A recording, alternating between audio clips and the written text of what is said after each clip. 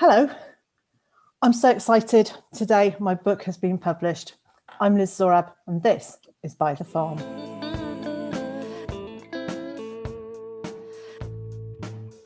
So I thought today, rather than just listening to me yabbering on in my usual I've got loads to say fashion, I would introduce you to Maddy Harland from Permanent Publications. Hello, Maddy. Hello, Liz. Thank you so much for inviting me on to your fab channel. I'm so excited for this chat today, Maddy. So can I ask you to start by introducing yourself in terms of who you are and what you do and a little bit about your background? Okay, so very quickly, I am Maddy Harland and I co-founded Permaculture magazine and I still edit it. And I also co-founded a publishing company, and my other half, you may be able to spot him whizzing back and forth doing a chore. But basically, we founded something called Permanent Publications in 1990 to publish books that were kind of leading edge, self-reliant, can-do, empowering and encouraging other people to live more independent, meaningful, and in those days sustainable lifestyles. So that was our mission way back in the midst of time, about 31 years ago, and we've stuck to it. So how did we get to that point? Well, we'd both worked in publishing before that time. So I had been an external editor and Tim was a director of a small publishing company, and we thought we'd like to do something a bit different and branch out on our own, so we did. Before that, I've got an English degree and had to study things like practical criticism and Shakespeare back in the day, and I'd also written a couple of books and done a bit of journalism as well. So I've been a gardener for many years, but I've also had quite my whole career has been about words. Amazing. And words are so powerful in terms of their use and how they're used. So it's really nice that you've used your words and other people's words in such a positive way. So going to turn the clock back a bit, Maddy, to just over a year ago when I took my first visit to the Oxford Real Farming Conference. And I think everybody knows I was my mind was blown by how many ideas and things people were sharing, and I just came away completely inspired. And you and I met for the first time face to face at that conference, and I recorded a short video for your channel on YouTube, which is Permaculture magazine, talking about here at Byther Farm and what I was doing. And then you and I had a conversation that has been life-changing for me. Do you want to share a little bit of that conversation? Well, I'll give it a context.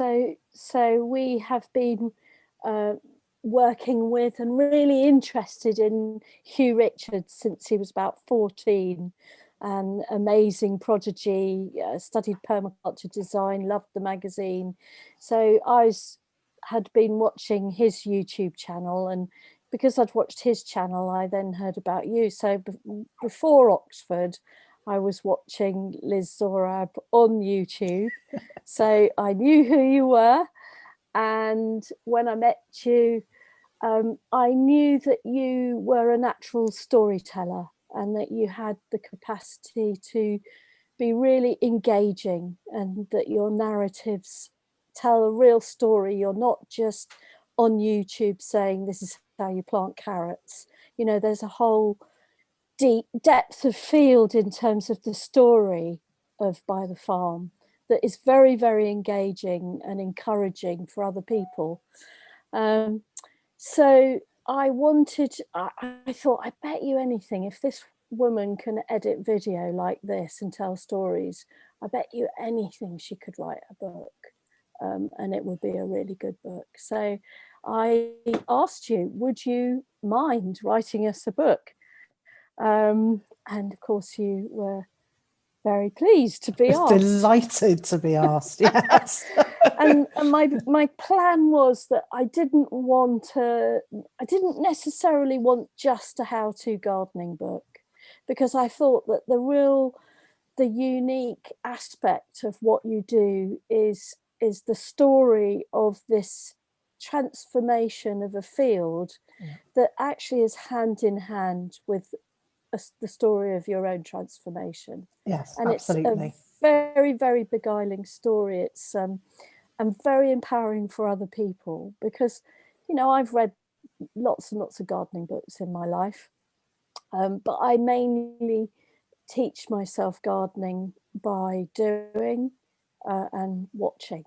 And when we started our forest garden back in the 90s, there weren't any. There was about 1 or 2 temperate forest gardens in Britain, and there was none in the south of England on chalk. So we couldn't buy a book, and we couldn't even watch a YouTube because it didn't exist then. So, and you might get a prize for if you can count the correct amount of times that the man has walked past the window during this YouTube.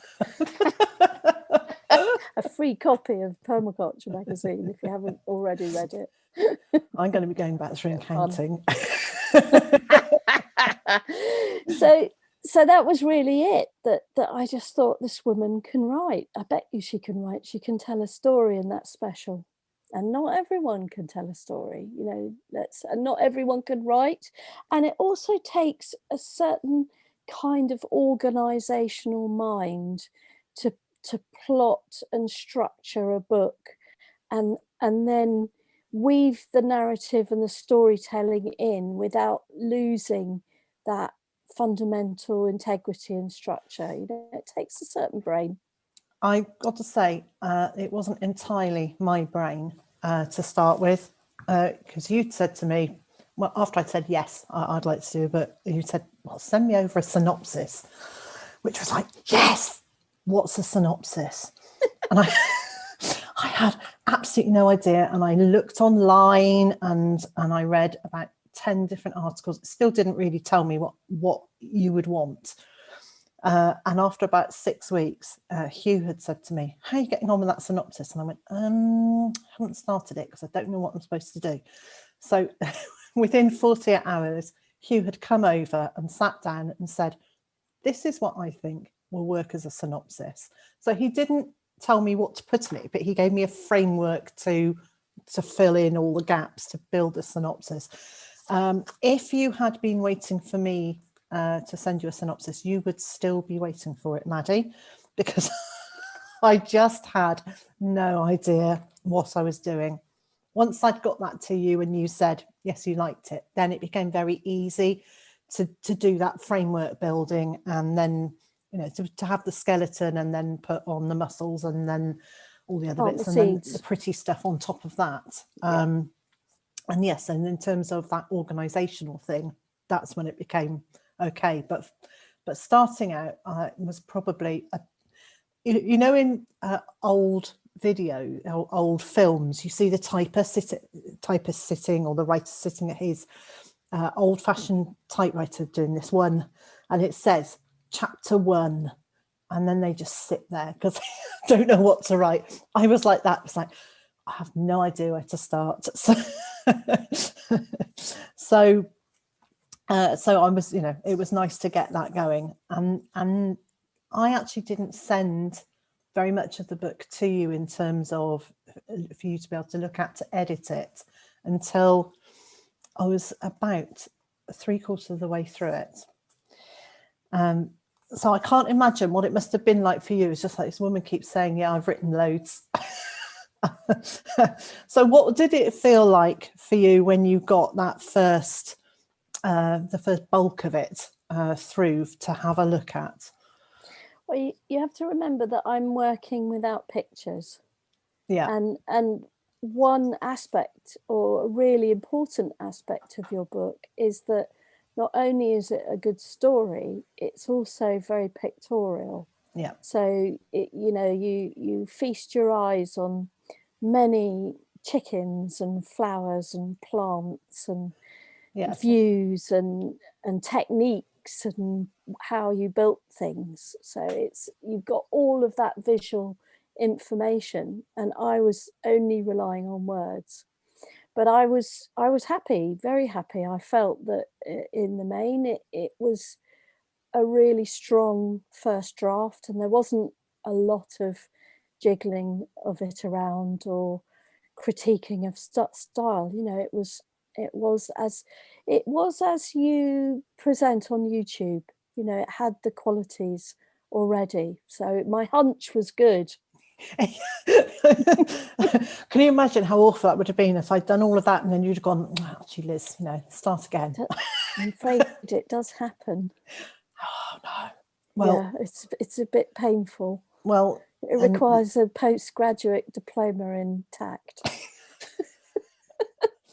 That's not actually something I have, so I'm really pleased I don't have your job. So actually, there was very little in terms of asking me to move things around or to redo things or add because things. You'd done the work, you see. It's like if someone writes a good structure, a good synopsis, then they know how they're going to plot the book, and therefore you have that discipline and containment, and you can write it in pieces as well. Yeah. So if one bit in chapter 3 just isn't flowing, you can think, oh, that other bit in chapter 4 is actually, I can write that falling off a log, and I'm tired today, I'll just go and get that bit done. And that just is what I did. a good way of writing, because writing is incredibly hard work. Yes. And it takes a lot of physical energy, curiously, as well as intellectual energy. And so you need to make it easier on yourself by having structure and being able to do some of the easy bits, or the bits that you really like on dark grey days when you're feeling not so great. As a reader, it has a flow that has an integrity all the way through, and it's got this unfolding story, and in that mechanism is the encouragement for the reader to do similarly. Yeah. Yes. So hopefully, and that's your point, isn't it? I mean, yes. That's what I'd want to ask you is, like, okay, so I asked you to write it, but for you, what did you most want to communicate to your reader? Oh, that if I can do it, if I can do it, others can do it. Regardless of what scale that's on, there is a potential for reaching inside yourself and saying, what is it that I want to do? How do I go about it? Small steps, little piece at a time to build. So having the big picture and breaking it down into really small steps that give you a feeling of achievement. And if nothing else, if this book will encourage just one other person to go, well, maybe I can do that, and whatever that bit is. And I think hopefully it would apply as much to gardening as to many other life skills, that people will see that if you are a little bit stubborn and a little bit bloody minded and a little bit have a dream, that actually working your way towards that is possible. There's another aspect that I really appreciate about the book. So you've got these sort of dual narratives. One is very understated, which is about your personal healing journey. You don't go into that in much intimacy or depth. There's just some hints along the way that you're compromised and you have to do things differently to someone who's, completely fit and able-bodied. And that is encouraging. But also there's this whole aspect of how the land transforms and heals at the same time.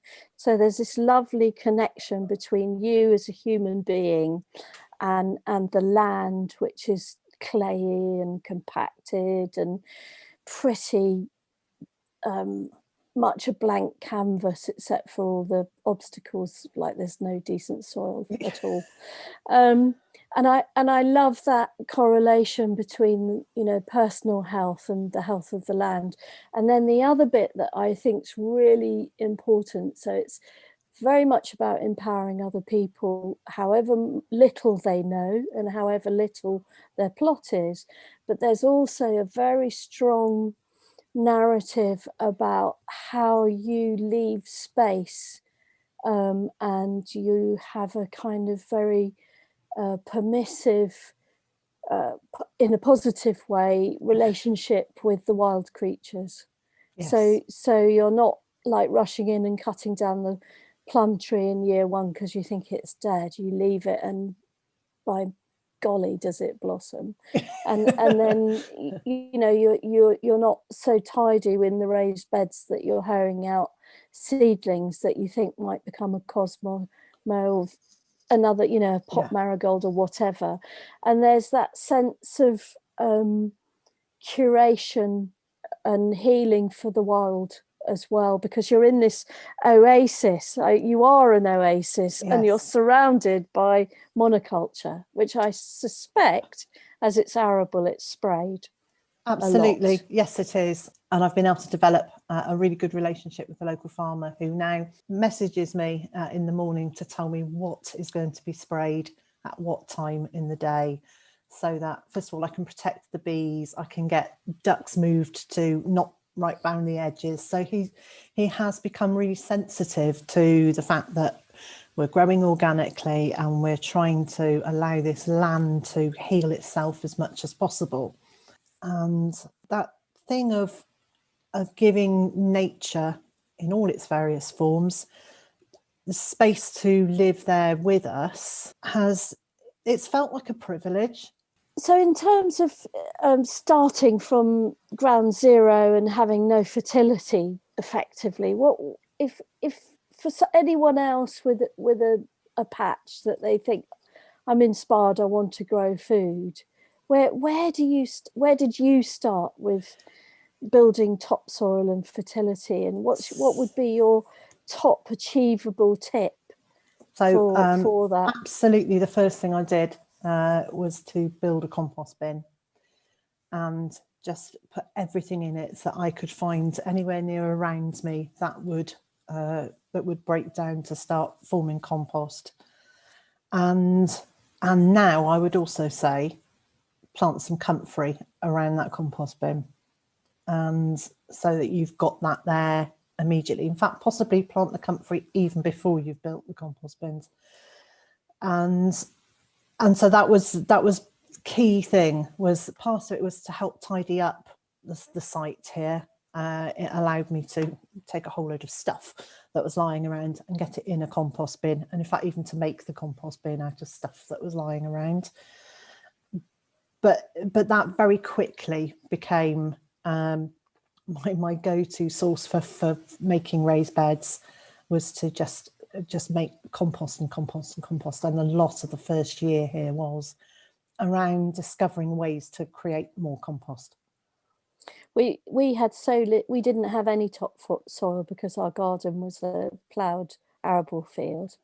So in the first, and we just couldn't afford to buy topsoil or masses, you know, truckloads of manure. So we did the same. We composted anything we could get our hands on, but we also turned our raised beds into compost bins as well. So anything that we felt would compost well, like, you know, spoilt straw with human wee, we'd put it all in there, and like you, after a few weeks, grow potatoes underneath the mulch and start like that. And yeah, we'd do anything. We'd go down to the veggie shop and say, have you got any veg you're throwing out that you haven't sold? We'll compost it for you. They loved us. I bet they did, yes. Because we literally had nothing, and very, very little money. So it was really important to be resilient. So tell me, Liz, when you grow flowers among your veg, what's your favourite flowers that don't rampage and take over the bed and reduce your cropping? What are your favourite companions? So my favourite companions are borage, which is a bit of a thug, or it can become a bit of a thug. But I grow the blue and the white flowers, and the white ones, I love white flowers in the garden. I grow cosmos because one little seed, huge plant in one season, and then it will scatter its seeds around, and they're so easy to pull out because they're so easy to recognise. Yes, that's what that is. So it's very easy to pull that out, chop and drop. So they're really good. Calendula, I will probably never grow enough calendula. Those bright orange flowers, there's something about the smell of them and the colour that just makes my spirits go whoosh and just lifts me. Look at this, even as I'm talking about it, they lift me completely. And then there are other things like chives, the flowers of which I just think are gorgeous. So they're not only are they useful because you can use them in the kitchen, in salads, and for making vinegars and things with. The bees absolutely love them. So you can just sit near them and be almost guaranteed to have some sort of pollinating insect come visit. And that colour is really lovely. And the other thing I quite like is ochre, which tiny little insignificant flowers, but I love the foliage and I use that as ground cover in a lot of the beds. And it's not terribly getting in the way of other crops. And then come very early winter, you can actually then harvest it and have a crop there too. So the other question I wanted to ask you, Liz, is what has been one of your maddest experiments? I think it was probably when I tried to create a hotbed from used straw and spent brewery grain, which in theory I had carbons and nitrogen materials, and I was going to mix them together and create this bed. And then I was going to put some soil on the top and plant some courgettes or pumpkins in the top of them. And that worked beautifully. However, what I hadn't realised is just how awful spent grain can smell when it starts breaking down anaerobically. And we spent probably 2 months walking around going, has someone been sick? Have we got it on? It's not on our clothes. Where's it coming from? Is it you? And we just couldn't understand where this awful smell was coming from. And so it was a great experiment. It worked beautifully, but I obviously didn't do something quite right. I'm hoping you're going to be able to tell me, so when I do it next time, I think the key is anaerobic, isn't it? Somehow you've got to get the oxygen into the mix. And somehow, and then it wouldn't stink. It's a bit like comfrey manure, liquid comfrey manure, which you never want to get on your skin ever. Or even just your clothes or anything. Because it smells awful. And and what makes you most happy about the garden and the small holding, the place? What makes you most happy? What makes me most happy is there's kind of two hand in hand, sitting very quietly and very still. So that's a personal thing of being able to connect with what's out there rather than inside here. But the thing that has been so satisfying and so delightful at the same time is seeing how much wildlife has returned to this little spot. And I don't think it could have been highlighted more than in 2020 when we went into the national shutdown and animals were reappearing everywhere.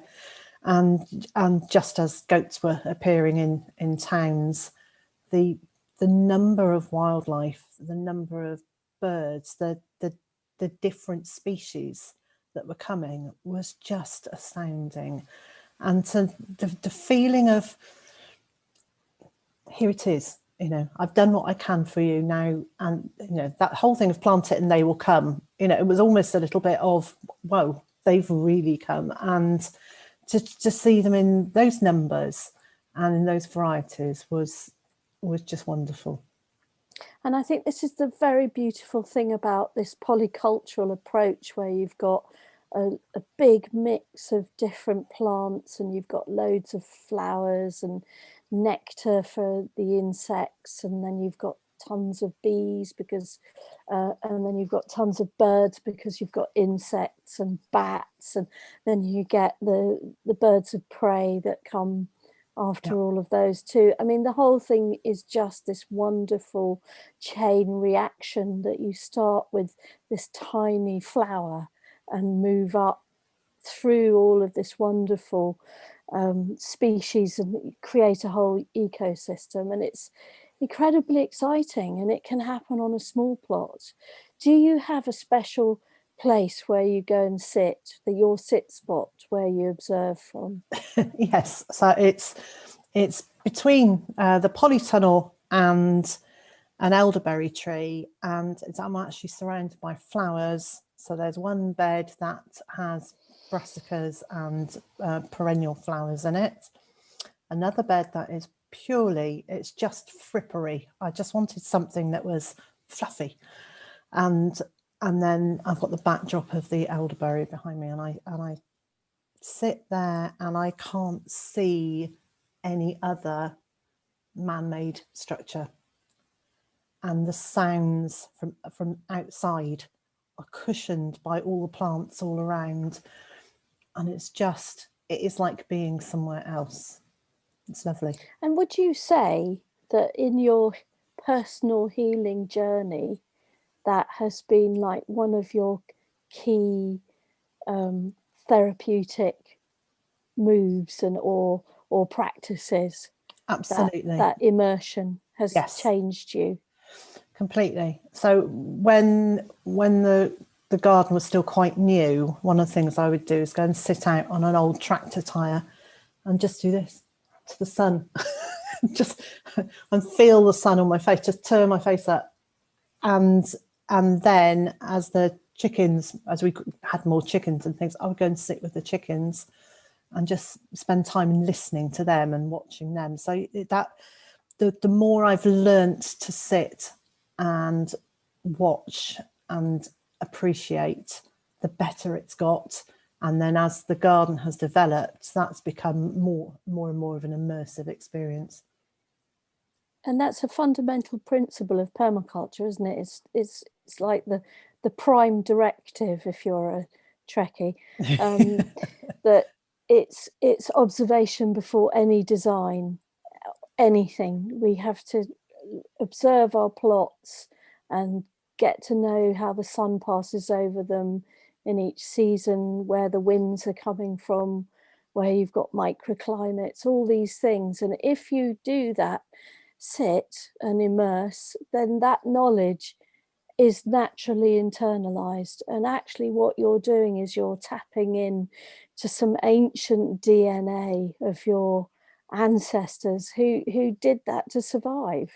And we're we're wired to do that as human beings. And one of our problems is we've forgotten how to. So I guess I would urge anyone watching to try it. You don't even need a garden. You can have a local park. And just particularly at this time of the year when spring is just about to sprung and we've got the budding of trees and, it's beginning to get excited. The birds are waking up and talking to each other about where they're going to build their nests.